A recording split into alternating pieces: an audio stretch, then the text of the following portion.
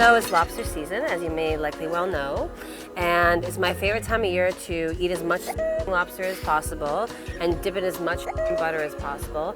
But I also find that sometimes people don't know exactly how to maybe take apart a lobster without making a massive mess and or getting to like maximize the best of the meat that's on the inside. So step one is getting to know your lobster.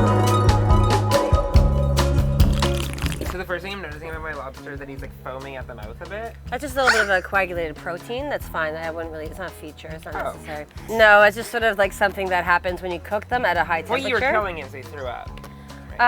Sure, let's go with that for now.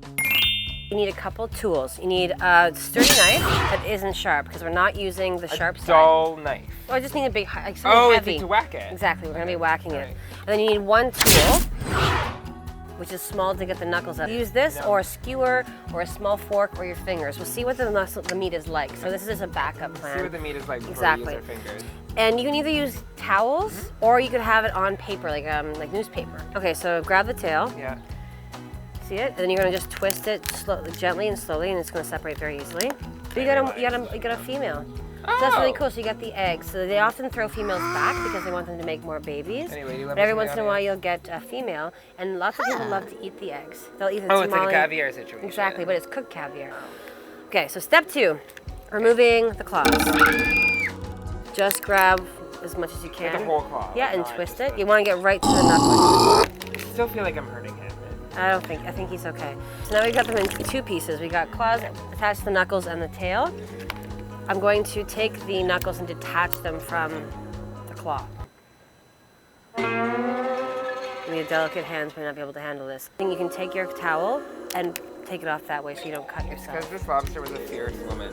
So typically when you cook a lobster, they have, you boil them, right? So they sort of pick up some of the liquid. I like to start with the claw. And when I take this, I take this part, I open it, and you see it's dripping juice out? It lets some of the excess juice drain into another vessel, so when I crack it open, it's not spraying juice everywhere. It's all about the wiggle.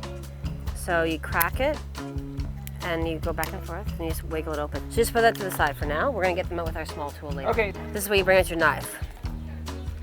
So often people think they're gonna use the blade, but they're not. You can use the dull side. It has more weight. It's usually around 3/4 from the top, from here to about here, 3/4 into the shell. Like there? Yep. And you're just gonna do like this. And there, I got it. And I'm gonna crack it, and it opens like immediately. You got it, nice, good job. And you use the same tool as you go inside. Okay. And just pull it out. Little nugget. Bing, Oh, cool. Bing, bing, bing. Oh, this one's a bit challenging. Oh, you got it. Nice. I feel like an archaeologist. Step 3 for me is the part that I like the least. It's one of the most delicious parts, but it's like it's kind of the most annoying part is the knuckle.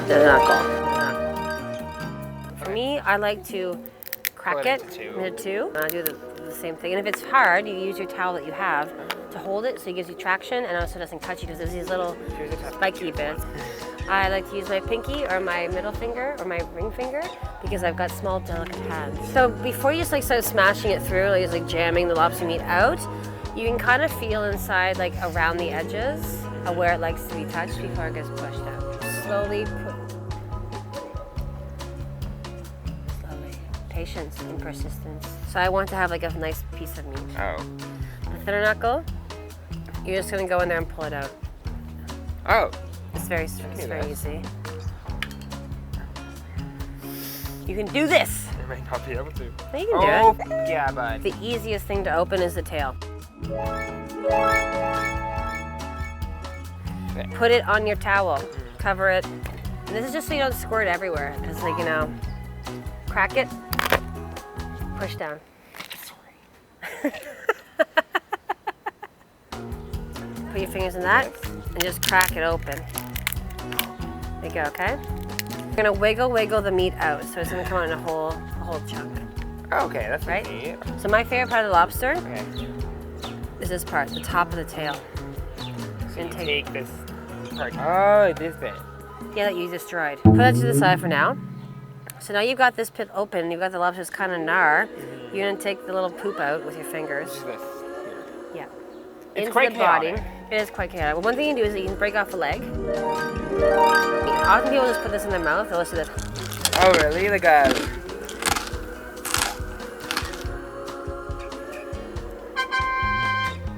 Look at that. Let's try with this. We're trying to roll it up. Method is really Yeah. good. Oh, actually, I got it. There you go. Yes. Why don't we try our favorite, my favorite part Skin. of this? Yeah, the top of the tail. Okay, top of the tail. A little bit of that. Dip it in butter. So cold lobster. Cold lobster. Hot butter. Hot butter. Coagulation. Delicious. Right? Butter's so good. Butter is so good.